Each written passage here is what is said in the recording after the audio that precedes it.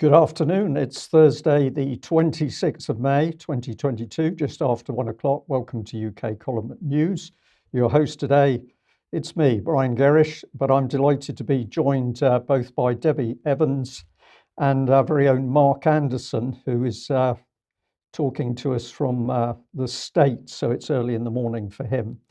Now, I want to lead off by saying that this Thursday edition of UK Column News has been made possible simply by all of the tremendous support of our viewers, people who've made donations, and of course people who've signed up with the UK Column on a monthly basis. We could not have done this without your help and support, because it's the professional team which is now around us, which is enabling us to produce more, because that's our intention, and to broaden out the coverage of the news. So today I'm on my own, but in the future I very much hope to be accompanied.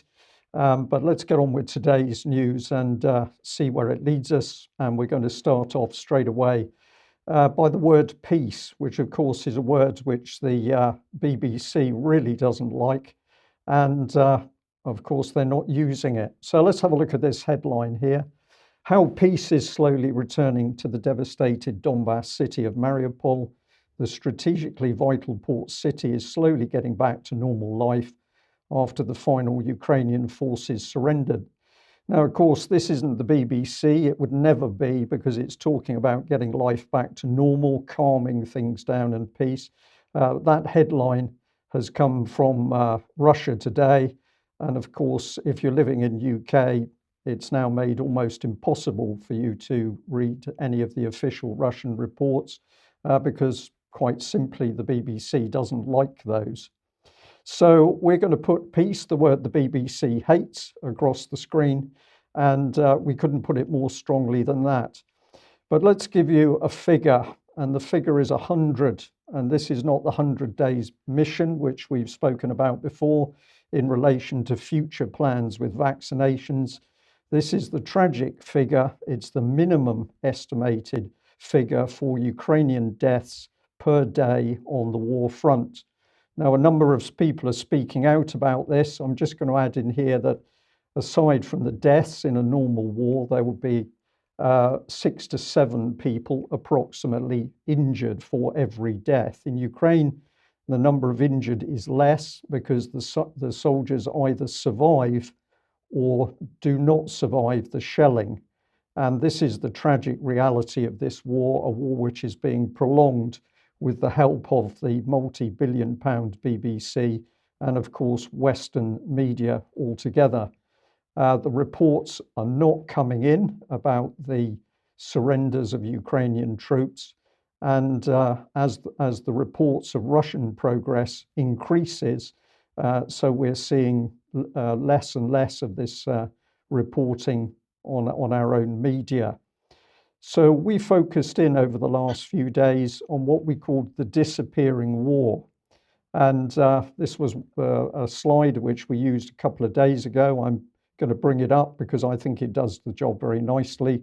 But as the situation has been changing in Ukraine, the BBC's reporting on it has shrunk. Meanwhile, the propaganda content has come up. So we know that as far as the BBC is concerned, Ukraine has been credited with wins and gains that were simply not true. And while that might have bolstered their own troops in the beginning, ultimately, of course, many of the Ukrainian troops now realize that they've been utterly deceived and betrayed by their own side. But the propaganda has been pouring out of the West, including UK. And of course, alongside the pumping up of Ukrainian progress, Russia has been attacked and belittled at every opportunity. So never mind the truth, what has been pushed out has been more and more propaganda. And just to reinforce the point, this is the third of these little clips that we've produced. I took a little video clip of the BBC's front page earlier this morning in order to show that, well, Ukraine has really dropped to the bottom without any major mention of it higher up. So here is the opening page. It kicks off, of course, with energy bills and Boris Johnson. But if we get it to do a little scroll, hopefully this will work for our audience. We'll see that that Ukrainian war doesn't get a mention at all until we're right down at the bottom of the screen, and you'll see it start to appear with local news. So let's just watch as this comes in, and of course, no real detail on the progress of the war at all. And at that point, I'd like to bring in Mark Anderson. Mark, I'm going to say thank you very much for joining us. It's very early in the morning, but I know that you've had your first cup of coffee. So the picture we're seeing with propaganda over Ukraine, are you also seeing this in the States? To some extent, yes. It's always very nebulous. One of the things that is never covered is simply the unvarnished statements of Vladimir Putin, just to present his side of the story. And I've seen those statements, and it provides some rationale, though Western intelligence and Western powers may not like his rationale. But yeah, you just can't get any objectivity, regardless of the frequency of the news. You can't get any objectivity. So you either get nothing or you get something that's barely worth reading. So take your pick, correct? Okay, thank you for that, Mark. I'll just say that I'm picking up across the internet that even though, despite what you say, there are some cracks appearing in the American media where glimpses of the truth are coming through. The Washington Post has been mentioned on this, where people have commented even the Washington Post is now having to make some sort of reports on what is actually happening on the ground, i.e., that Ukraine is now in a period where it's beginning to collapse behind the front and retreating. So, is that the pressure, do you think, of alternative, of new media that's finally forcing these established news streams to tell some of the truth? Yes, I do. The alternative media played a role in getting the new Disinformation Governance Board to be disbanded. At least we're told it's disbanded. So the alternative media, including UK Column, is having much more influence. And so they have to at least act like they're going to tell the truth once in a while. And they're starting to feel the pushback, and that's a good thing. Yeah, tremendous. Okay. Well, you've been writing, of course, for many years for American Free Press. You kindly provided a front page, which I found really interesting. So here we are. The headline is Globalists Gather in Davos. 99% of them demand war. Now, I know you didn't write this particular article, but it's interesting to see that American Free Press clearly picking up on the fact that the globalists, when they're together, the only thing they seem to want is division and strife and war. And I don't think it's surprising that George Soros's face is the image that's been selected to go with that article. Yeah, unfortunately, right? We have to look at that again. It's like looking at something out of a Dick Tracy crime comic book. It's rather disturbing to even look at. Yeah, that aside, Davos and the World Economic Forum seems to have become sort of the new Bilderberg. They've always been more or less the flip side of Bilderberg, a more open version of it, you might say. And so, with Bilderberg not meeting again for apparently the third year in a row, it seems like all the power and the onus has coalesced into the World Economic Forum, which under COVID, as we know, has taken on a whole new dimension. Before COVID, it was kind of a funny and stuffy and snooty discussion group in eastern Switzerland, but now it's become this center of would-be world control in a very, very pernicious way. And so it's not surprising then to see them discussing not just COVID, not just the Great Reset with respect to COVID, but now, the war situation. So, yeah, the World Economic Forum has really taken on an ever broadening and ever deepening role. And so AFP is putting that out there, and they're demanding war. Of course, they demand war. They've given us an economic system that needs constant conflict, trade wars, real wars, rumors of wars, big militaries to even survive, without which the economy would, the economic monetary system would basically fail.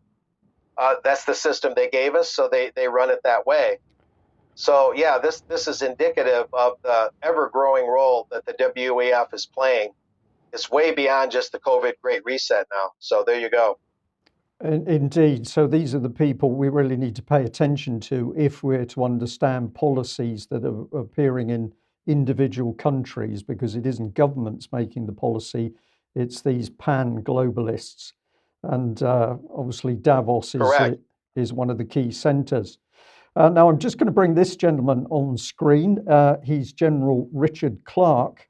And this was sent to me a couple of days ago, and I was fascinated by this article because I don't fully understand what it means. I think I've got an idea, but the headline here is Watching Ukraine, US Special Ops realizes it's behind on information war capabilities. And the general said this: I still don't think that we have all the tools that we need, and we need to continue to develop at speed how we push back inside the information space. For the last 3 months, Ukrainian leadership has used the information space to boost morale and expose the truth about the Russian military's actions in Ukraine, effectively swaying the world against Russia. But now the US needs to start thinking about what authorities, tools, and capabilities it will use in the information space against a more difficult adversary. Now, I'd found this quite fascinating because what he seems to be saying is that little country, Ukraine, has done a fantastic job in pushing out propaganda in order to manipulate world opinion on the news. And, excuse me, we, the Americans, can't do the same. Do you think I'm right or wrong over that? I'm happy with either way, Mark. Um, this is the first time I've seen this.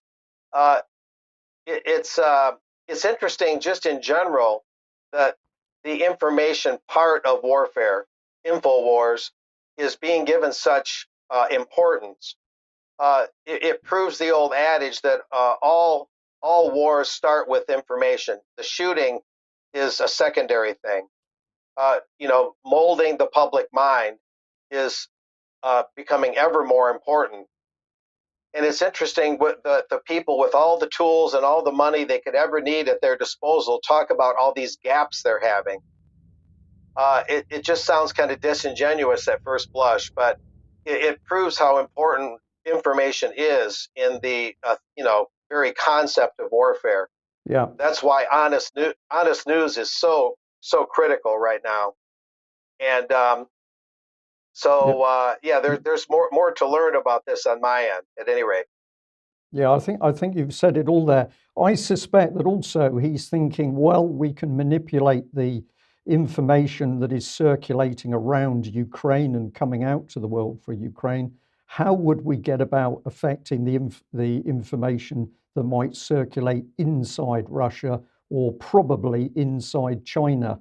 So this mix of what are we dealing with here? Is this general already planning the next war on China through an information war? I'll leave our viewers and listeners to think about that. But something we want to remind people about is the sheer power of the BBC, because the BBC makes other propaganda machines look amateur. And first of all, many people worldwide have no clue that the BBC operates so closely with the security services in UK. So this is BBC monitoring.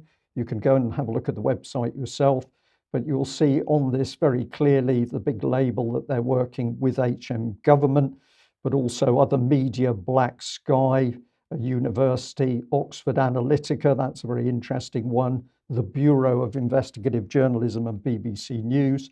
But this is really a monster. And when we get into the people that they boast they've got available, now I'm not saying these people are doing anything wrong at all. The key thing is that if they are operating inside Russia or they're operating inside Ukraine, how do we know that they're impartial? And if we look at the track record of many of them, because they've worked so closely with the BBC or with other agencies connected with the BBC, it's very difficult to know. So if you're listening in from overseas and you don't understand the power of the BBC, go and have a look at BBC monitoring to start to find out. But I'm just going to follow through here with some of the journalists. Again, I'm sure this gentleman I'm sure he's a very good journalist. All I'd like to say to the audience is that it gets very interesting when we look at people's background and we see organisations like the London School of Economics or indeed Chatham House that he quotes, because then we have to start asking questions that if he was an intern with Chatham House, does he now report in a way that's satisfactory to Chatham House? Mark, this is could be quite a deep area, but I'm just trying to give the audience a little bit of an insight into this and encourage them to go and look at the individuals themselves. But we know Chatham House has had a finger in many pies to do with global politics. Oh, absolutely. The think tanks are, I call them the kitchens of the New World Order. That's where they cook up a lot of the arguments and white papers and reviews and studies to make the arguments that the globalist system needs in order to make policy. And so when journalists go through that filtering, through that ringer, that's very suspicious. There was someone that applied at American Free Press, so maybe 10, 12 years ago, that openly said that she studied with the Council on Foreign Relations. And I just elbowed the guy that was interviewing her kind of off to the side and said, "You're not going to be able to hire this gal. We just can't go with that." And so, yeah, it's a red flag. There's no doubt about it. The think tanks have a particular point of view that the West can do no wrong and that Russia's evil from top to bottom. And there's no objectivity with Zelensky and the Ukraine. It's as if he's pure as the driven snow simply because Putin is assumed to be the worst villain of all, Vlad the Impaler, right? So therefore, the reasoning is Zelensky must just be, practically a saint. That's just illogical. That's a erroneous syllogism, you might say. And this is all you're going to get from journalists like that go through that kind of schooling. I can't imagine it being much different. Yeah. Well, how do we emphasize the power of the BBC? We could talk about how much money they consume, which is getting close to £6 billion now, I think. But let's look at this little tweet that was put out by one of the BBC journalists from the World Service. And here was the boast: a global audience measure 2021, 489 million people. So the BBC now crowing that they're up to nearly 500 million. When the BBC puts out a half truth, or it lies by omission, they're reaching and can reach 500 million people with this. So my point in stressing the BBC here is that because we know the BBC set up the Ukrainian public broadcasting service, Sapilny, we now know that, of course, there's immense power coming into into Ukrainian propaganda via the BBC. These are the comments from Tim Davie, the Director General, in relation to this huge audience. He said he's delighted that the BBC now informs, educates, and entertains more people around the world than ever before. Our global reach continues to grow. We're well on target to hit 500 million people by our centenary next year. The fact that our audience has more than doubled in the last decade shows how trusted and increasingly valued BBC services are right around the world. It also highlights the important role we play for Britain on the global stage in carrying the UK's voice, democratic values, and influence. I'm going to bring Debi in very quickly here because of course, you're a generation like myself where we have watched the BBC in the past. We have learnt from our mistakes. Debi, what do you feel when you read those sort of words or you hear those sort of words from Tim Davie? Well, do we have the right to reply to say that we don't agree with anything that he said? And I certainly don't value the BBC services. In fact, I ignore them. Or actually, I do watch the BBC just so that I know that anything they're putting out, normally the opposite is true. So I use it for that tool. But, we've got a big license fee debate in this country. And my advice is why would anybody want to subscribe to a service that's clearly giving out disinformation, propaganda, and in my opinion, lies? Well, I would agree with all of that analysis. Let's pop this lady up on screen just to rub things in. This is Liliane Landor. She's the senior controller of the BBC World Service. These are her comments in relation to that vast audience. Global audiences for BBC News have reached record levels, and our reputation for providing trusted, impartial news and information is world class. We've seen how vital our output has been to audiences in moments of jeopardy, from the COVID-19 pandemic to elections and conflicts. So if there's a war, the BBC loves it. The more there's the war, the more they love it. The BBC has strengthened its position in markets of need, such as Iran, Afghanistan, Myanmar, and the Democratic Republic of Congo, where access to trusted, impartial news is paramount. We will continue to provide strong first-class journalism across our platforms. And I think the frightening thing about the BBC words is these people believe what they are saying to the world audience. They believe they're impartial. They believe that they stand up head and shoulders above other broadcasting organizations, and they believe they tell the truth.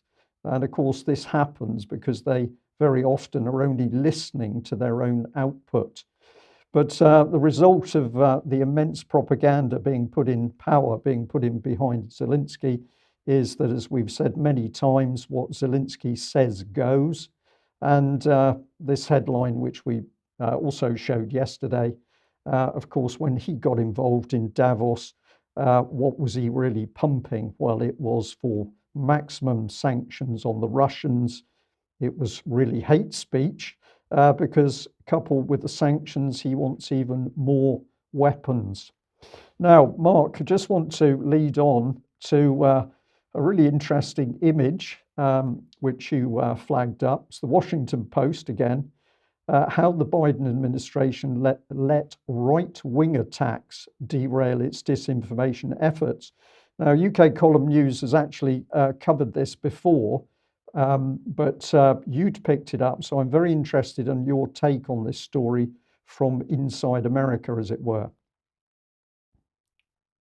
Well, yeah, I didn't realize you had picked it up previously or how much, but yeah, this is a strange and brief chapter in American intel and American government.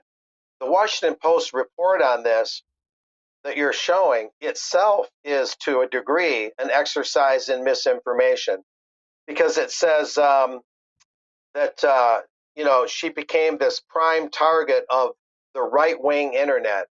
The wording right there, the right-wing internet. There is no right-wing internet. There's so-called right-wing voices on the internet, but the Post phrases it as her being the victim of the right-wing internet, quote, end quote.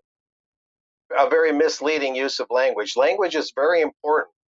I stress it a lot. And so then they said that about 3 weeks after this disinformation governance board that she used to head was formed, it was paused. They used the word paused. And then in practically the same paragraph, they used the word shut down. Now, paused and shut down are not the same thing. And if you look on Wiki about Nina Jankowicz, this rather flippant 33-year-old that was put in charge of this thing, she comes through some of the think tanks, including the Wilson Center. You look at that on Wikipedia, and it says that the body, the Disinformation Governance Board, has been dissolved. They use the word dissolution. So, okay, paused and shut down and now dissolved. And yet at the same time, this article says that they're taking her resignation letter that she drafted and kind of asking her to reconsider. So right away, we have this nebulous situation. Is it paused? Is it dissolved? What is this? And this is in the context of an article talking about how terrible it is that there was so much pushback, characterizing all the pushback as being unfair and vicious. How dare anyone compare this to the Ministry of Truth in Eric Blair, aka George Orwell's 1984? But the fact of the matter is that it is analogous to the Ministry of Truth in 1984. It's very close to that. at least in its general framework, its general thrust. And so the Post is acting as if it's a heresy to even criticize this woman or the Disinformation Governance Board at all, amid all this deceptive, shifty language that I'm talking about. So the Post is, a lot of people joke about the Post. They call it the CIA newspaper. I call it sort of the Bilderberg Times. It's a little bit of both because Bilderberg was created with CIA money, and that's according to a British professor. But I'll digress on that. But this article itself is very misleading and hard to follow. And so, but it's all the right wing's fault. The Post is always in a flutter about the rising menace of the right wing, and white supremacists are invoked in this article as if there's this big white supremacist, white nationalist threat in the United States, which there is not. That is a non-threat. That is a non-issue, always has been, always will be. So the Post, in trying to protect a propagandist, is just pumping out more propaganda. Okay, Mark, thank you for that. I was fascinated with the fact they tried to deflect it with the right-to-wing comment. That was very interesting. We've got a little bit more on this particular topic because you'd also sent us through some comment by RBN. Just before we come to that, let's pop the original image back on screen because as I was having a look at this on the internet, I'm afraid to say this little message popped up asking me if I wanted more of the Post. Well, the instant answer to that is we certainly don't want more of the Post, so we got rid of that pretty quickly. But here we are. Here's the second one. Lies, Biden's disinformation board is not new. Nina Yankovic reveals that she's been working for DHS since March. So I can bring in a bit more of the text here to give you a little bit of help. Biden's supposedly new disinformation board may have been working in the background for longer than they led us to believe. Nina accidentally revealed that she's been working for the DHS since March, meaning that they have been secretly working with big tech companies to enforce the censorship of conservatives based on supposed disinformation. Yankovic received a call from Jason Goodman, who attempted to interview her regarding her role in the board and how they would approach alleged disinformation. But she revealed she was not actually allowed to discuss her role, claiming that the the press room put an embargo on her ability to do her interviews due to the abuse and harassment that she's been enduring. So that to me seems like the old excuse when the spotlight begins to shine. Don't come too near me because you'll frighten me and harass me. Yeah, right. Playing the victim, in other words. Yeah, this just shows how shifty all this is. The classic questions naturally arise. What is disinformation? Who defines it? And then the Washington Post article that we just talked about tries to say that the Disinformation Governance Board was only going to do studies, impartial studies on disinformation and make recommendations, that it would have no enforcement powers whatsoever. I don't believe that at all. There's no reason to buy that. Why would they create a DHS adjunct? Remember, the TSA, the Transportation Safety Administration, that does the inspections at U.S. airports, they're also a branch of the DHS. Do they have no enforcement powers? The Department of Homeland Security, which also absorbed border security, and that's why the U.S. southern border, very close to me physically, is failing. All of their elements have enforcement powers. That's the whole nature of the Department of Homeland Security. It's not a collection of study groups. So the Post, at best, is being disingenuous in trying to say that she would have no enforcement powers anyway. So what is the so-called right wing even worrying about? That's very disingenuous. They would be, I think, a lot like Cass Sunstein, who was an apparatchik in the Obama administration, who was clearly involved in gaslighting the so-called opposition. And that included the old tactic where they put a urban legend on the internet or something that's half true or completely false, and they try and get the alternative media or other critics to bite on it, and then they turn around and discredit them for biting on something that's partially or totally false. So Cass Sunstein, who's sort of the predecessor of Nina Jankowicz, was directly involved in gaslighting people under Obama. This was, in my opinion, going to be another chapter of that. And so to say that she would have never had any enforcement powers anyway in her newly created department just does not ring true. So now we have to see if they're even telling the truth about whether this thing's been dissolved or not.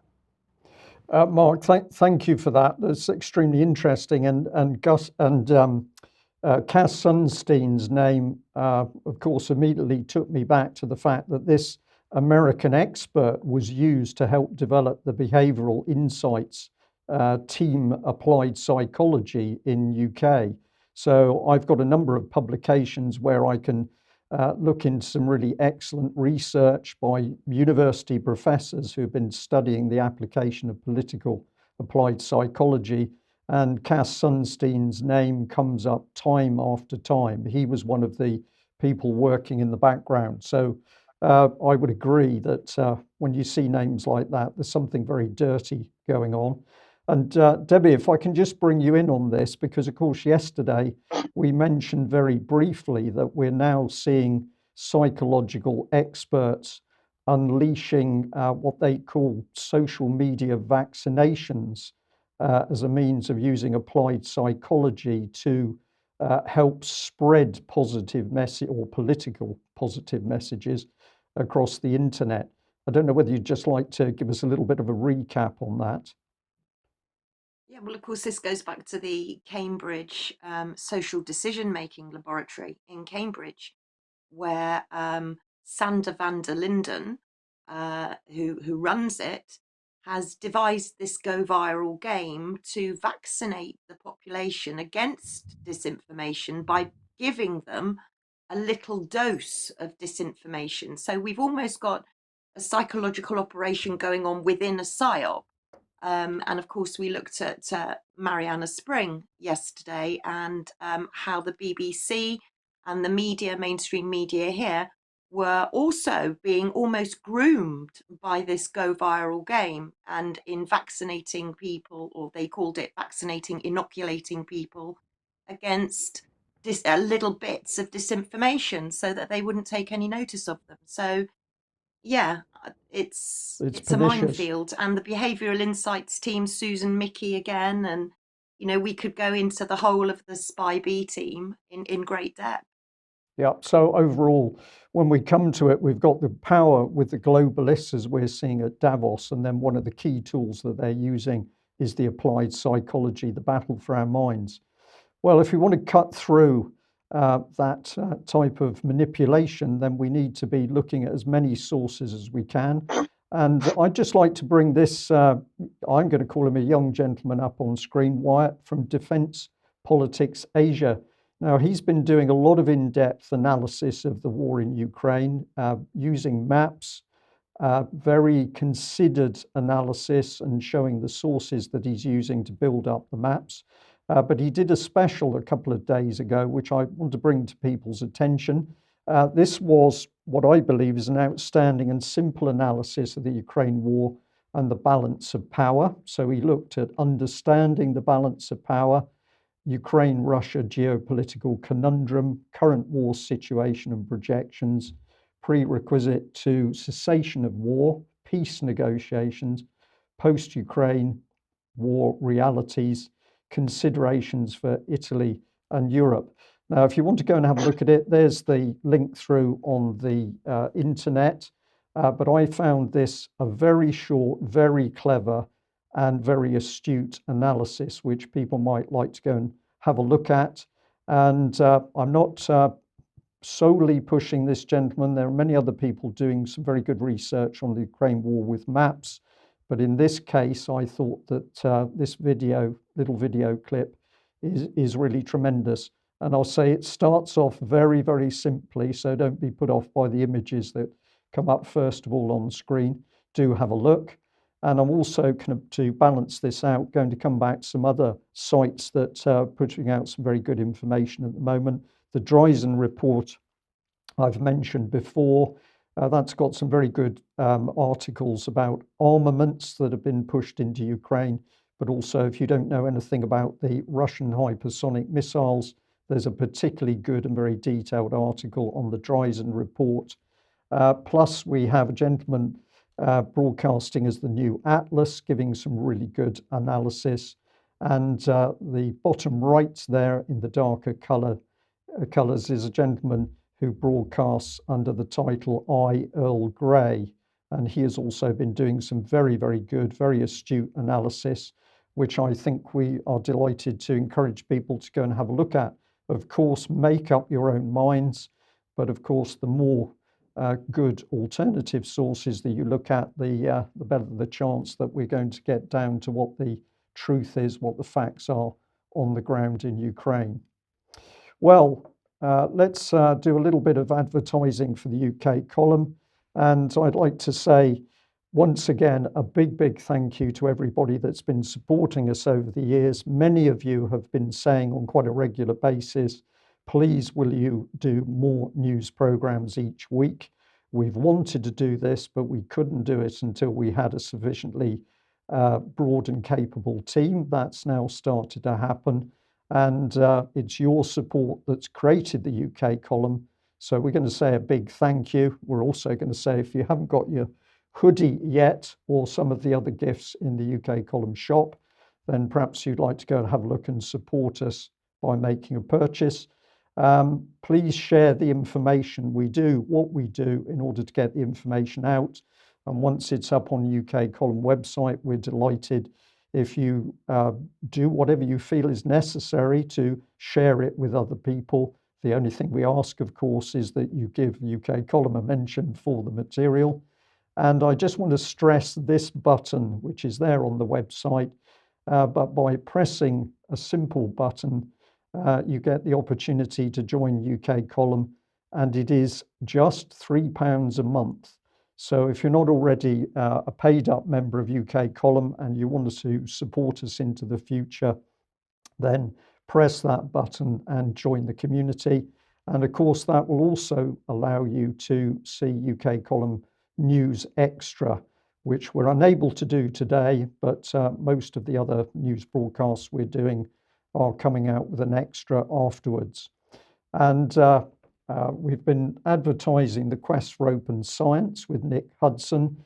This is on Thursday, the 26th of May at 2022, and time 19:30 to 21:15 BST. So circulate that or join in that particular quest if you are able to. Now, where does that lead us? Well, it leads us to a serious subject, which is all over the media at the moment in UK and certainly in America. The UK column hasn't covered this topic at all, but Mark, we've got you. So I think we're going to say, please tell us a bit about the tragic events of this Texas shooting. And the headline here from the Chicago Tribune is Texas shooting updates. Onlookers urged police to charge into the elementary school with the words, go in there. What actually, can you tell us what took place? What's your thoughts? It's very difficult to tell you exactly what took place because of the way the media has mishandled and botched this thing. It happened reportedly 2 days ago around 1 or 2 in the afternoon, U.S. Central Time, in the city of Uvalde, Texas, which is along Route 83, a semi-major route that's a north-south route. It's about 80 miles west of San Antonio. It's about 180 miles from where I'm sitting. I'm in South Texas near the border. So it happened 2 days ago. The event is very nebulous. What this headline is implying is reportedly correct. The alleged shooter, the supposed shooter, this person that they call Salvador Ramos, he's said to be 18 years old.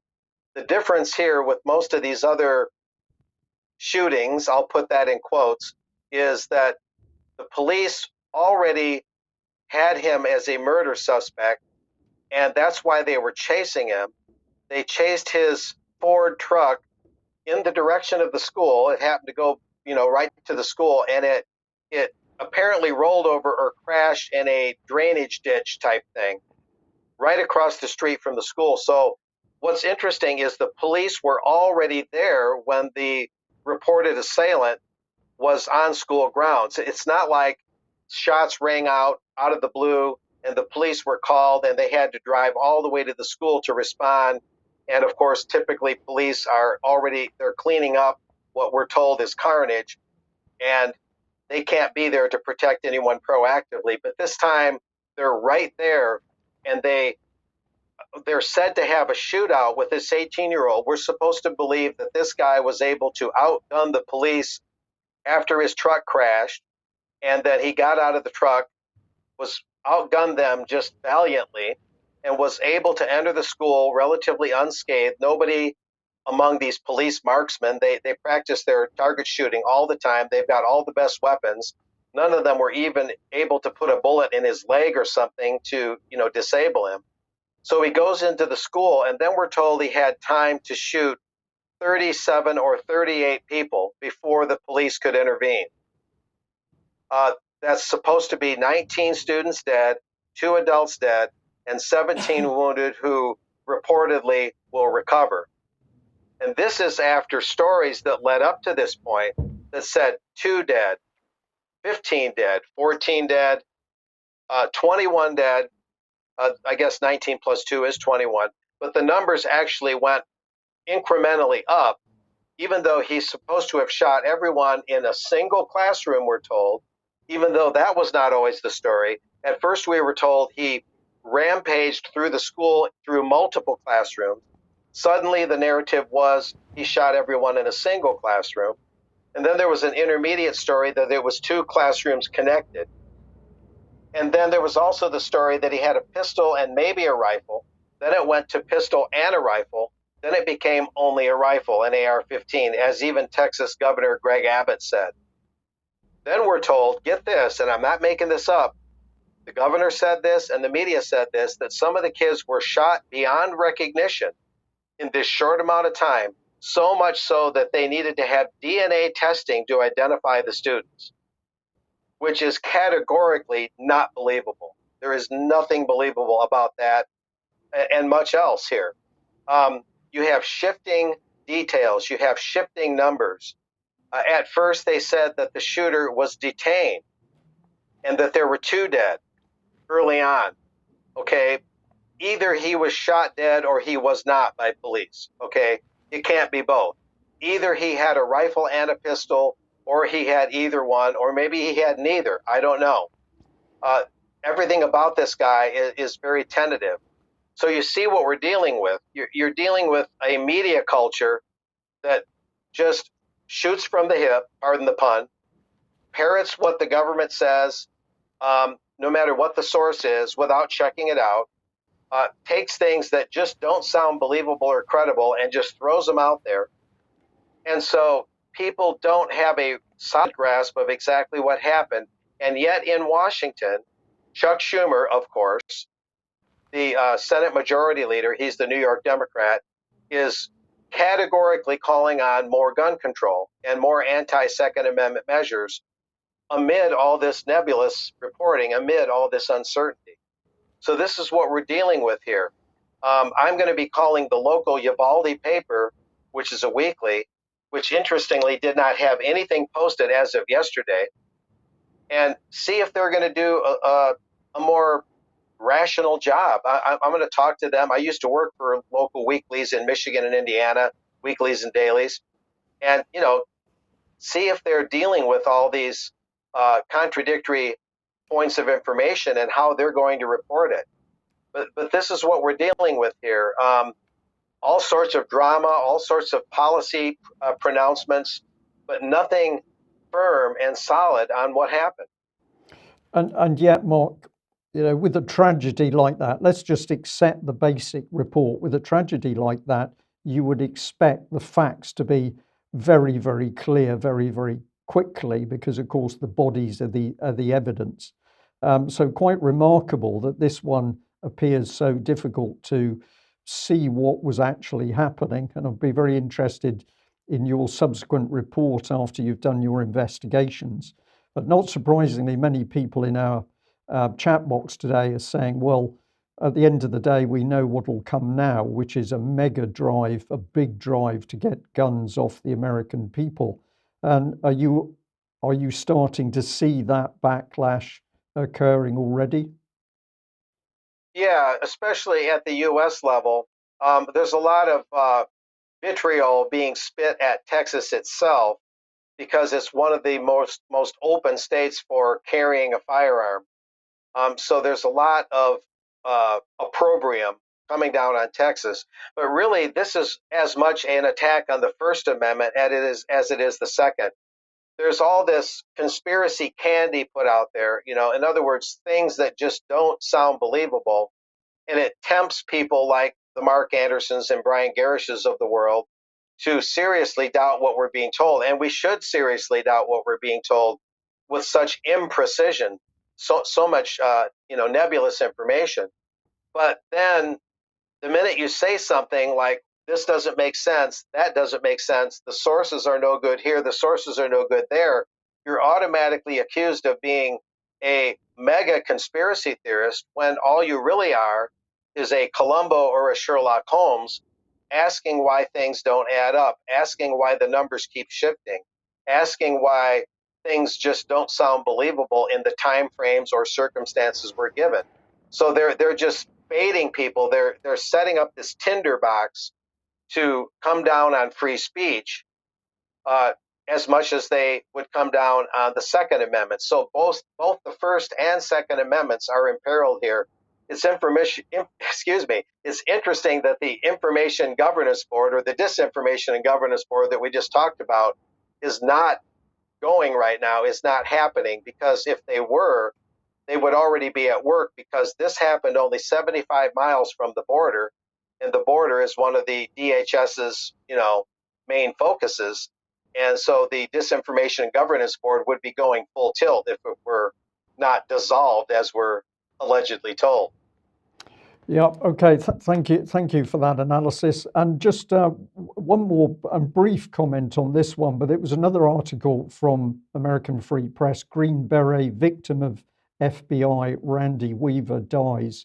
What is this one about? Well, it's about the passing of Randy Weaver. He was the in Idaho, Ruby Ridge. It's known as Ruby Ridge. There was these bellwether events in the U.S., right? In April of 1993, there was Waco, Texas. That's about 7.5 hours north of me. I've been to that site back in 2012, 2013. Then there was Ruby Ridge with Randy Weaver. And there was also the Gordon Call incident in Medina, North Dakota. And I just wrote about that one. And I know a little bit more about that one because Gordon Call, who was murdered by police, his son Yori, who was in this standoff with federal authorities back some time ago, he's in prison for life, and there's people trying to get him out amid claims that he never actually shot a police officer. And then there's the Montanan. So Randy Weaver is part of this, group of or sequence of events involving patriotic individuals or patriot groups that resisted government power. Now, there have been some things about some of these people that raised some suspicions. Randy Weaver was accused of being a double agent in some quarters. I don't see enough evidence to say that, but I'm just saying it is out there. In other words, to discredit the patriot movement by playing the crazy patriot, you might say. He's been accused of that. Again, I haven't seen enough evidence to convince me of that. But this is just basically a eulogy, an obituary about Randy Weaver, whose wife and dog and son were all reportedly killed by FBI snipers in the Ruby Ridge standoff. Right. So, yeah, a tragic story in itself, and we'd encourage people to go and look that up on American Free Press, and you can read the full article. Thank you very much for that, Mark. Now, I want to say that we very often get challenged in emails from viewers, and we're very happy for this to happen. But this particular one I wanted to share with you because I think it raises some interesting points. So I'll read it out as quickly as I can. Brian, I warned you some time ago that you would keep running after the facts with regards to viral infections because you're failing to cut through the narrative. Smallpox wasn't eradicated, it disappeared on its own before the vaccines were introduced. No virus has ever been isolated, including the small bowel virus. No virus has ever been proven to cause any disease. Medical diagnosis is made on stories introduced by the medical authorities. What proves that a certain infection is a monkeypox virus? What test are they using? No medical tests are capable of identifying a virus. Where is the proof that underpins the story? By the way, the only danger of a viral biological weapon is the story that goes with it. I won't keep pestering you. The truth makes us understand that we observe. And looking at all the studies you care to look at within the medical profession approved by the medical authorities will not get you one step closer to the truth. Now, I'm going to say I know the gentleman who wrote that. I know that he's very well professionally qualified, and so I take his comments with respect. Our reply was to say that in the first instance, UK Column is talking to an audience where many people are just coming to terms with the fact that things aren't right. And if we attempt to say that the whole narrative is simply not true, we know what happens. These people simply put up a huge defensive wall and walk away. So my reply suggested that we believed that we get a better hit for a greater number of people by leading them up a number of steps towards what the real truth and the facts are, and therefore that we're not going to do things all in one go. Having said that, yes, I think it is very important that people do delve into the whole subject of viruses and germs. And there are some very, very detailed reports by highly qualified people, certainly challenging the medical profession. Debbie, don't know whether you'd like to add on that, but it was quite a strong little email. And we are well aware of those arguments that the medical profession is lying over the whole subject of viruses, but we feel there's a time which makes it appropriate to speak about them, and that is not necessarily every news program or every time that something medical comes up. How do you feel about it? No, I agree, and I completely take Patrick's points on board, and I do watch Dr. Tom Cowan. The terrain theory versus the germ theory is really such a big discussion, and the existence of exosomes as well, and the existence of viruses and where they came from, if they exist, etc. It's such a big subject that I think it warrants a program of its own, to be honest. But it's very difficult to be able to put those things into the news. And as you say, you know, a lot of people are coming to this and they're learning, and we need to take some of them a bit slower down the path. So I completely take on board what Patrick says, and I watched Dr. Tom Cowan, and I think that probably says quite a lot. Okay, thank you very much for that. Now, we put out a plea that if anybody wanted to email us, we'd be particularly interested today. So we're going to cover some emails now. This first one from Jane is interesting. She says, "Hi, Brian. I was looking into the scenario leopard pox that Debbie mentioned in that was yesterday's UK column. I came across this info, which apparently is the new leopard diagnostic technology that the scenario was named after. It stands for leveraging engineered track RNAs and on-target DNAs for parallel RNA detection. It's a CRISPR-based method which detects RNA fragments from different viruses, allegedly." And then there's a link that people can go and have a look. And Debbie, you'd actually already got this slide ready to go for today, but this is talking about the CRISPR discovery. So what would we like to say in reply to that email and the whole subject of this form of testing? I think great research, and thank you to everybody for loads of emails, and there's got lots to discuss over the next few weeks, for sure. But what struck me very much about this email was that I'd already seen something called the Helmholtz Institute, and I didn't even know this existed.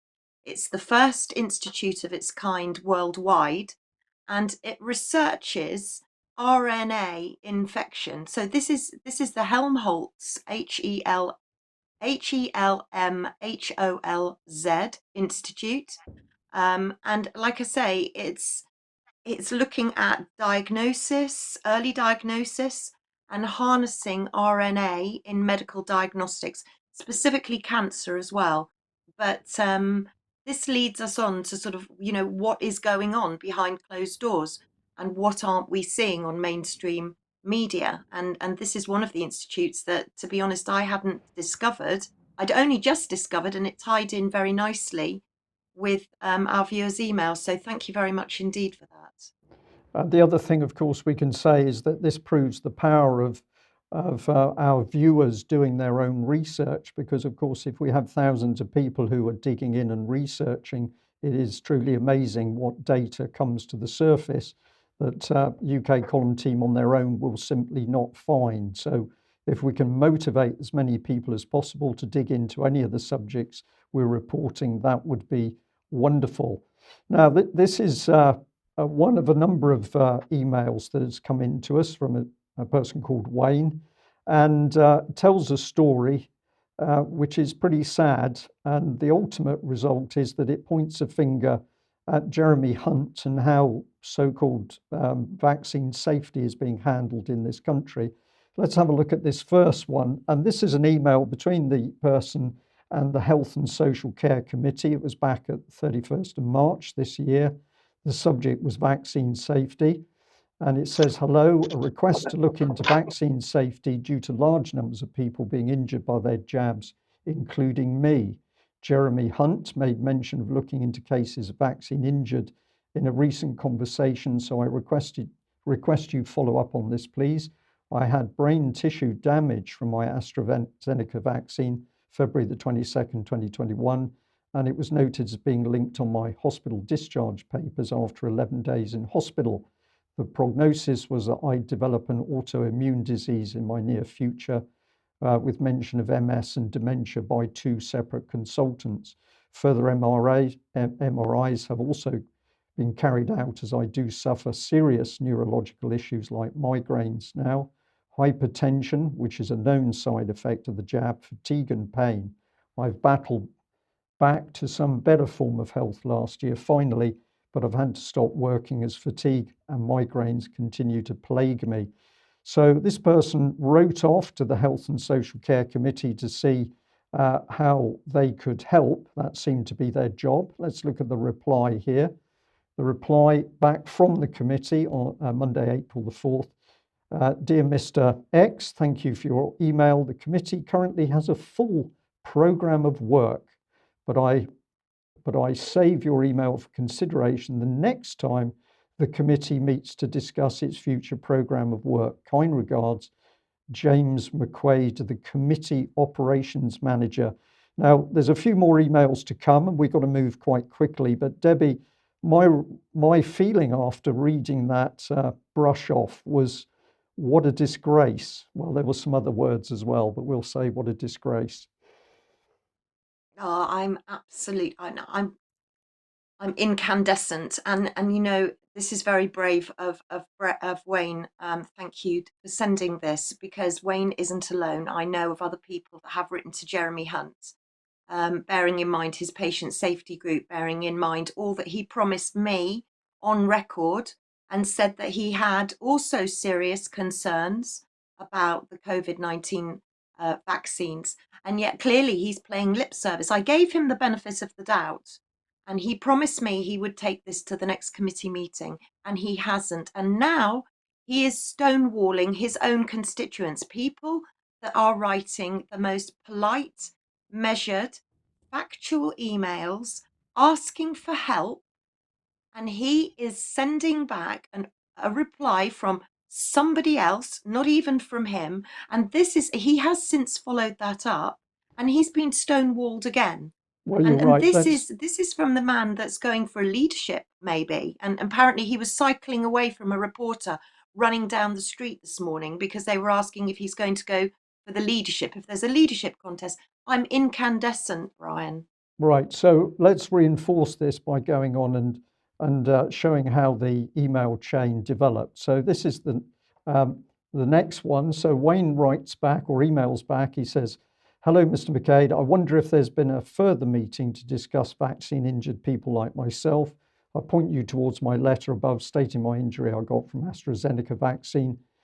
Jeremy Hunt MP recently stated a need to look into vaccine damaged injuries as being a priority, and Christopher Chope MP, along with Esther McVeigh, Peter Bone and others, have spoken at length about the issue in the House of Commons. So our acknowledgement of our injuries is now finally out there." Well, what was the reply? "Thank you for your follow-up email. The committee currently has a full programme of work and are not currently planning to look into vaccine injured people. This does not mean the committee won't consider looking into this subject in future, and this is not the only email we've received on this subject, so the committee will be aware there is a public interest in this topic. Please do keep an eye out on our website for future inquiries of the committee." Debbie, this is outrageous what they're doing here. I mean, this is somebody suffering major injury, and they calmly admit, yes, there are others suffering these problems, and we'll see whether we can fit you in at some time in the future. Absolutely. And this is, I mean, I'm absolutely outraged. And I believe Sir Christopher Chope has received the same information from the Health Secretary, in that they have accepted that this is a problem, and that there does appear to be a causal link between the vaccine and serious adverse reactions. And Jeremy Hunt promised me on record, on video, that he would take this to the next committee meeting. Clearly, these people are suffering every single day that goes by. They're suffering more, and they're getting weaker because they're not receiving any help, any advice, any reassurance. And Jeremy Hunt, please, to everybody that's listening, we really need to press Jeremy Hunt personally, whether you're a constituent or whether you're not, whether you write to him via the Health and Social Care Committee or via his patient safety group. I would implore everybody to come down hard on Jeremy Hunt. He's had quite enough time, and he should be pressed on this. I'm incandescent. Okay, Debbie, thank you for that. Now, you've shared a personal email with us here, which is a report that's a round robin from Jeremy Hunt, dated May the 25th. What did he say? "Good afternoon and welcome to my regular patient safety update. Even though Westminster is convulsed with stories about parties, much worse stories of patient harm are just not going away. This week we heard really concerning news about a potential cover-up at the North East Ambulance Service, a really frustrating stonewalling on workforce issues at the Select Committee, and 2 reports highlighting just how badly maternity services let down Black and mixed ethnicity women." Sorry, struggling over that one. "The only silver lining is that COVID continues to decline. Who would have thought we would be taking comfort for that?" So this is just, it's pompous, it's arrogant, it's ignorant, it's a brush off. And yet, if we have a look at these slides here, here's Jeremy Hunt, top left, taking part in the annual Global Ministerial Summit on Patient Safety, and that brings us into the subject of the World Health Organization. So you can do a bit of research and find that. You found this particular classic one, Debbie, the one on the right I'm referring. "I'm not sure the NHS would want me back," says former Health Secretary Jeremy Hunt. We've also got a news story where he's apparently ordering urgent action on patient safety at independent hospitals. But if you've been damaged by a vaccine, it's go away and don't bother me. Mark, you're the other side of the pond, but what is happening in the UK at the moment is outrageous. The public are just simply treated as dirt on your shoe. And if you're injured as a result of the vaccines, the government doesn't want you to go near them. In a minute, we'll hear a little bit of a video clip that will perhaps explain why. But just quickly, what's your thoughts? Well, yeah, the arrogance is just intolerable. Big pharma has really ascended over the last few years, maybe decade, uh, achieving unprecedented powers over the press and medical authorities. It's as if they all work for Big Pharma now and our overlord and savior, not Bill Gates. And therefore, yeah, people are treated like cattle. Real or at least potential vaccine injuries are just shrugged off. Meanwhile, here in the States, for example, the local media affiliates are advertising boutique prescription medications around the clock, like Enbrel, drugs that have a litany of side effects, including death, which they actually announce on the paid TV ads. And so they can be very open about all sorts of prescription drugs, some of which are made by Pfizer or Johnson and Johnson or AstraZeneca, and be very open about the fact that these prescription drugs can and sometimes do cause death and other very serious things. But when it comes to the COVID vaccines, oh, no, no, no, no, that's sacred. They don't cause deaths. They don't cause hardly any serious side effects. And so there's a strange dichotomy there, even though the same companies make these drugs and the COVID vaccines. Very interesting. Yeah, thank you, Mark. Well, we just rub it in with Jeremy Hunt because, of course, his background is all things supposedly to do with health and social care. So here we've got a bit of his history going back to 1979 Select Committee of Parliament responsible for oversight DHSC and associated agencies. And this is part of his patient safety work. Do cut in, Debbie, if I'm getting anything wrong here, but I think it's pretty clear that he is operating in the realm of patient safety, except when you bring a patient who suffered in his direction and then he doesn't want to know. This is what the mission of the Patient Safety Watch is. We carry out research into the levels of preventable harm in healthcare systems and campaign for better patient safety. To make healthcare systems around the world safer, you need to know the amount of preventable harm they cause and how to reduce it. That's where we come in. At the moment, there are too many versions of this uncomfortable truth. So we will help improve patient safety by commissioning research that highlights the extent and causes of avoidable harm and the policies and interventions that will minimize it. Debbie, when people come forward in numbers and say they're suffering serious adverse reactions following the administration of a vaccine, they're providing very powerful evidence for this body, but the body doesn't want to take the evidence. No, exactly. This means absolutely nothing. This is just a front. It's a smokescreen. Jeremy Hunt, if he was really wanting to debate serious adverse reactions, it would have been taken as an emergency debate. I mean, we've just seen emergency debates for Partygate. We've just seen emergency debates for pretty much everything else, and yet nobody wants to talk about serious adverse reactions. It's completely off topic. And I just can't say enough. Jeremy Hunt needs to be pressed, he needs to be emailed, his office needs to be emailed, and he needs to be held account immediately. He was pro lockdown, and this is the man that could run our country next if there's a leadership contest. This is very worrying. Yeah, so we need to be on his case. Now, let's come back to you, Mark, because you've written a piece about the WHO's power grab. That's what I'm going to call it. So here's your article. Signing of WHO's pandemic treaty threatens the freedom of all Americans. And we'll just make that big on screen because I think we'd agree with that sentiment here in UK. Well, in fact, it affects any nation state worldwide.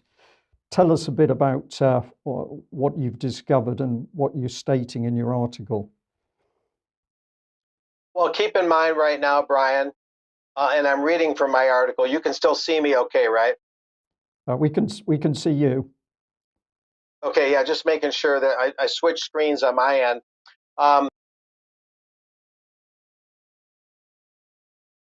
And now we might have lost you. Okay, that's a shame. We suddenly seem to have lost him. We'll see whether Mark comes back in a sec. Oh, Mark, can you hear me now? Yeah. See, I was reading on a different screen, and I put the tab, and I could still hear you, but evidently the visual is challenged there. That's okay. Right now, the 75th World Health Assembly of the World Health Organization is meeting in Geneva. They began May 22. They end May 28th. And what the Associated Press talked about, and that's what this article you're showing on the screen talks about at the very beginning.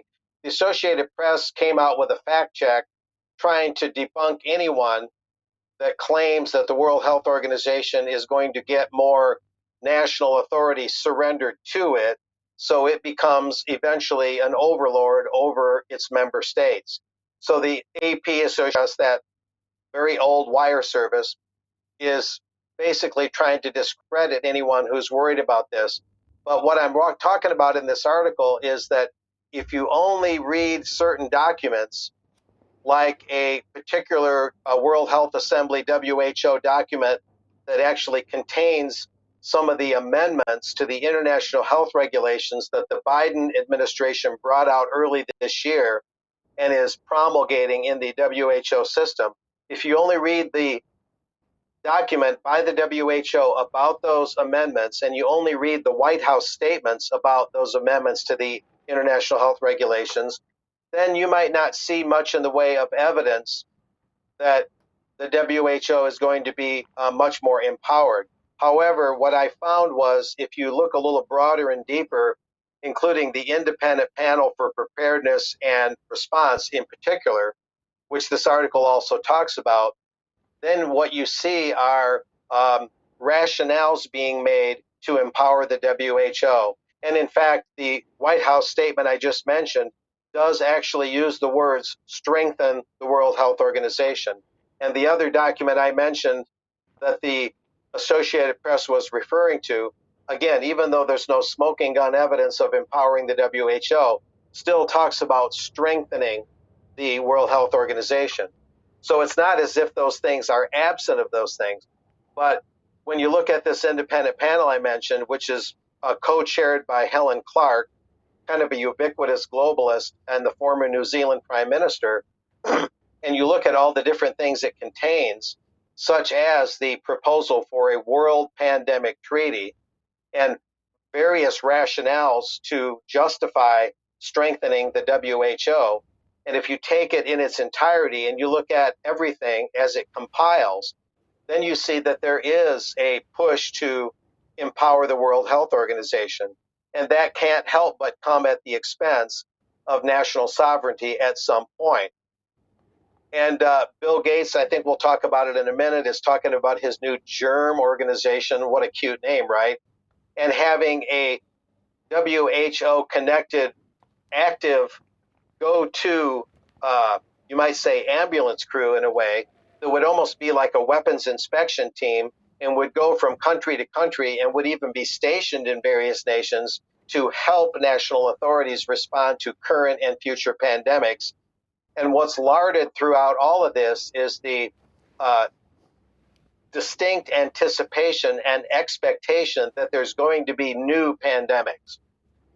They're not just worried about the current one resurging. There's a very strong emphasis on new ones, and that's among many rationales being presented to strengthen the WHO. And they're talking also about a global health threats council, along with the World Pandemic Treaty that I mentioned, and bodies like that. Also, the panel believes that a framework convention is needed. That's that independent preparedness panel, a framework convention. And that would look for gaps in national responses so far with COVID. You see, so they're constantly looking for the way nation states have not measured up, which is one way they try and provide rationales for centralizing more authority. at the WHO. And typically, string institutions is done incrementally. It's known as patient incrementalism. The Fabian socialists talked about that. That's why they use the symbol of a turtle, patient gradual incrementalism. Of course, with COVID, they're trying to turn up the heat and move things faster. But all told, you see the same basic benchmarks and signposts along the way. And above all, the WHO's literature and the independent preparedness panel literature, they talk about that above all, everything needs to follow the United Nations system, quote, end quote, the United Nations system. Now, automatically, when you join the WHO, even with the creation of the United Nations itself, you're ceding some authority. You're setting up a supranational system. So the very act of belonging to these organizations puts sovereignty at risk and erodes it to some degree. Yeah, so Mark, to say that there's no concern here is just not true. You have to look at all the different sources. I read about 120 pages or more of this and found out that the Associated Press and these fact checkers, once again, are not really fact checkers at all. Mark, thank you for that. What's interesting is that you've come into this, we'll call it a story, but it's real, it's happening, from the American side. We hadn't had any prior discussion, so it's really good to see that both sides of the Atlantic people are onto this.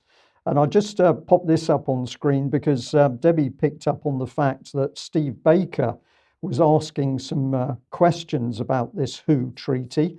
So this is one of the British MPs, Steve Baker MP, and he said that Sajid Javid had replied on the proposed WHO treaty. He's clear the UK won't sign up anything that compromises our sovereignty or could implement lockdowns out of our control.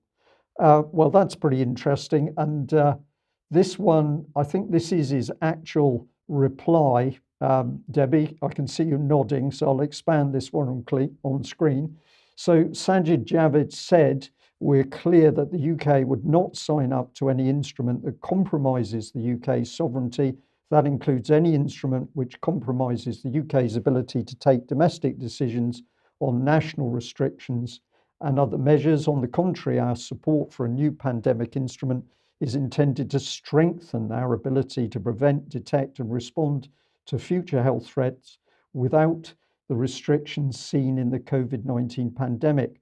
The UK has led from the front on learning to live with COVID-19 and will continue to do so at the forthcoming G7 and World Health Assembly. Why is it I don't trust his reply, Debbie? And I'm going to say a very quick response from you, please, because I'd like to get in the video clips that we've got, because I think those clips are so valuable. But what were your thoughts on Sajid Javid saying, don't worry, we've got it all under control? Well, I don't believe him. And as some might know, that some of these international health regulations have been dropped. And we're very suspicious that they may be resurged somewhere that no one's expecting them to be. So, and I'm also very concerned too about the G7 and just for future, Mark might want to look into this, the G7 health ministers meeting that they had on the 19th and 20th, I think it was, of May, where they discussed the scenario leopard pox, because apparently they were all in solidarity for supporting WHO and giving WHO more powers. So do I believe Sajid Javid? No. Okay. Well, I think we ought to give the health warning on the next three little video clips. Debbie, you sourced these and they are truly incredible. We've taken clips out of the full videos. We're on the subject of our old friend Klaus Schwab. What is he talking about? Matters to do with vaccines and dealing with so-called pandemics. Let's have a look at this first little clip, and then I'll come back to you, Debbie. Now, I come back to a technical question. When you produce those very complicated medicines about mRNA, some people say the knowledge is actually not the intellectual property of the product, it's the production itself. Could you say something about it? I think there are across the board. For example, we don't own right now for this vaccine intellectual property. It is BioNTech's, right? But we developed the manufacturing process. to be able to do it. So all of that are things that they count. In general, I think that the mRNA technology, it is a very powerful technology. I don't think it's a panacea. I don't think it's the holy grail. I don't think that will treat all diseases in the world. But I do think that we have just scratched the surface of what we can see. How much is the mRNA technology protected by patents or? I think it's the holy grail. Without the protection, BioNTech would never have the money that they got from their investors to develop it. Without intellectual property, we would never have the money that we have because everything we do it with other people's money. They're called shareholders. Yeah. They can tell us, put the money in new research or give it back to us for dividends. I think the bloodline of the innovative industry, it is this concept that a property cannot only be bricks and mortar, can also be intellectual property. And that's exactly what is happening in technology or in high biology. It's very important. Now, that leads me exactly to the next question. What drives you actually? Is it scientific curiosity? Is it, I mean, you excluded already material, let's say, reasons. What drives Dr. Buller? Me personally. Yeah, personal. I like what I do. I like what we do because it's intellectually challenging, but also has the additional benefit that the success brings good to the world. It's very intellectually challenging to make a perfect cell phone, and that brings satisfaction to the world, and anybody should be very proud of being able to do it. But when you are helping to make a breast cancer medicine or a lung cancer medicine, you are getting not only the satisfaction that you want, but the satisfaction that the impact was saving lives. Yeah. So, Debi, very quickly, these things are very powerful. They're not the holy grail, so therefore they're not the panacea. They don't solve every problem. I do what I do because I like helping the world, trust me, but at the end of the day, it's all to do with what the shareholders want. That's my summary. Over to you. My summary is, yes, it's very powerful. It's experimental. mRNA is here to stay. And yes, we can take the credit and we want to do everything for the good of everyone else. But without BioNTech, and this is what I really picked up on that, in that without BioNTech, they wouldn't be anywhere. So people are looking at Pfizer quite rightly, but we mustn't forget in the shadows is BioNTech. And that also ties in very nicely at some point in the future with Bill Gates's germ team and the vice president, I've forgotten her name, Karina Karinko, vice president of BioNTech. So you can see the way that everything interconnects. Certainly. Well, let's add the second clip then and connect things a little bit more, because the discussion went on to protecting those that you love. Let's see this one. I don't think we should be afraid, but I think we should be prepared. Yeah. And that should, even the little fear that we have, that should ease it. And if we are prepared, I think science will win. Now, some people may argue you have now these new treatments. Some people may argue, why should I get vaccinated if there's a treatment? Well, how would you respond? Because I think the goal is not for you to get sick and then treat you. The goal is to prevent the sickness. Yeah. And that will maximize your chances to do well, and that will maximize the chances of people that you love not to get infected. Yeah. You vaccinate not only for yourself, you vaccinate also to protect society, and particularly to protect those that you love the most, because they are the ones that you are together. What do you foresee? I mean, most of I think we set the standard, because in Switzerland, for those who do not know, there are no restrictions anymore. So we set the standard that we require vaccination. Now, how many vaccinations do we need in the future? It's a very good question. And I think, first of all, I think we will need vaccinations in the future, but also I'm concerned that the compliance of the population with the recommendations of the experts will not be very high. More people did the first dose, and then lesser did the second, and then lesser will do the third and the fourth. And so for that reason, we need to find a solution that makes it easy for people to get. And I think this solution, it is the number one priority is to have a vaccine that lasts a year. So once people know that it is once a year, I do it every autumn, for example, fall, I think that will improve the amount of people that are getting the vaccine.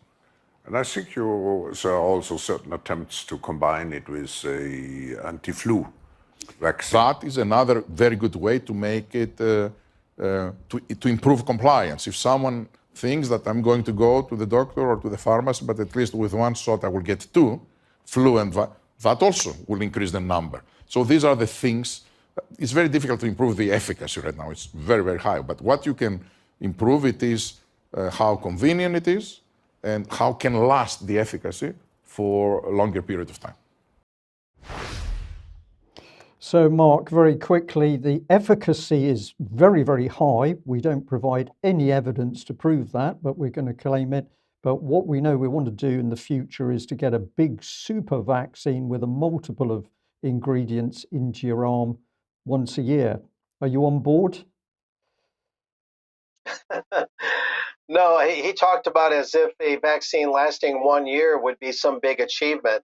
You know, the MMR, measles, mumps, rubella standard vaccine regimen in the United States lasts basically a lifetime. A tetanus shot is at least 10 years minimum. So they act as if these vaccines, if they even last a year, if you want to call them vaccines, is some big achievement.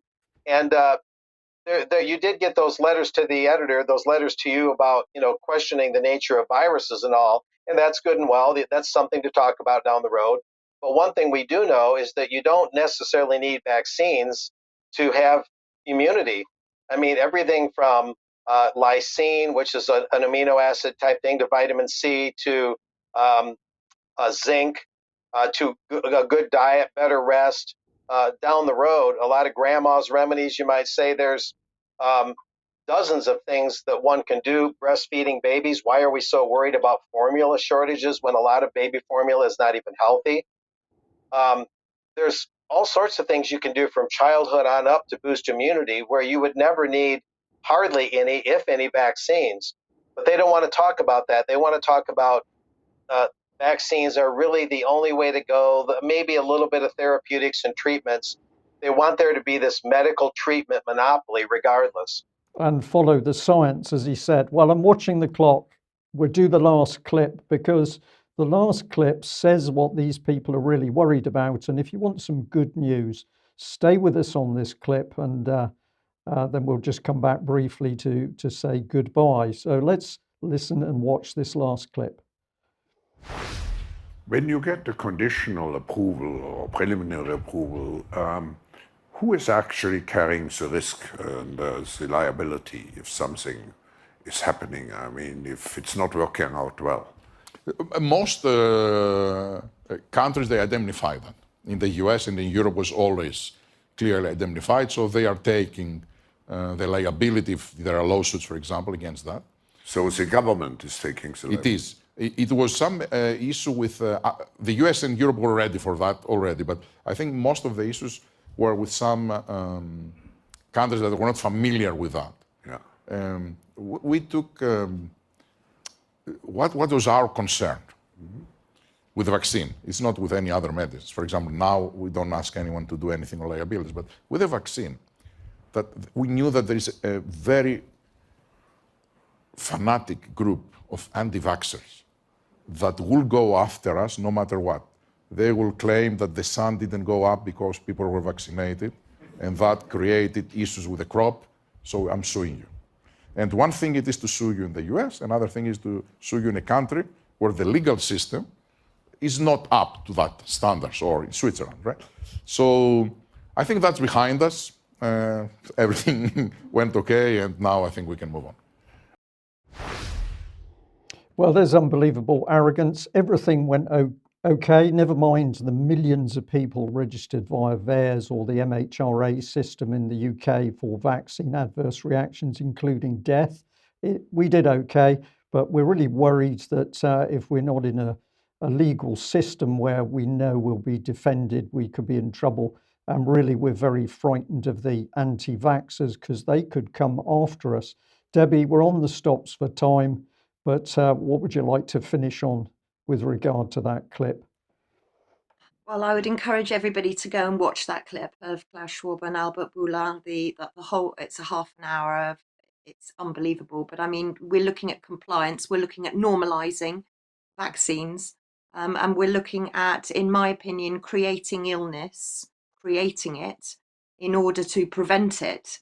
So, I mean, what can I say? That those clips just say it all. And while we're busy looking at the World Health Assembly, we need to be keeping an eye on the World Economic Forum. It's all happening in Switzerland this week. Eyes everywhere. Okay, thank you very much for that. Mark, I'm going to say thank you very much for joining us today. 20 seconds. Great to be back after a hiatus on UK Column News. Thank you, Brian and Debi. Good to get to know you a little bit virtually here. Yeah, we really have to keep an eye on what's going on, particularly Bill Gates' GERM, that's an acronym, organization, as I alluded to a little bit ago, almost like a weapons inspection team going from country to country, ready to pounce on any virus that comes along. That kind of goes hand in hand with Albert Bourla's intransigence here and blindness to what the damages really are, and the profits that he's making, which are just so over the top, and the subsequent control over governments that Big Pharma is getting. And of course, they're heavily connected to WHO, and they would rather have the WHO more empowered than have to deal with different national governments. So that's going to be a factor too. But thanks, Brian. Okay, Mark, thank you very much. Well, thank you, both of you, for joining me today. And I'm going to end by saying once again, thank you very much to our audience, to our supporters, because without your help, we couldn't do what we're doing. So thank you very much. If you're watching and you're not yet part of the UK Column team, please take out a subscription, join us, help grow the UK Column. Well, the UK Column will be back in its normal form tomorrow at 1 o'clock, and we'll see you then. Bye-bye.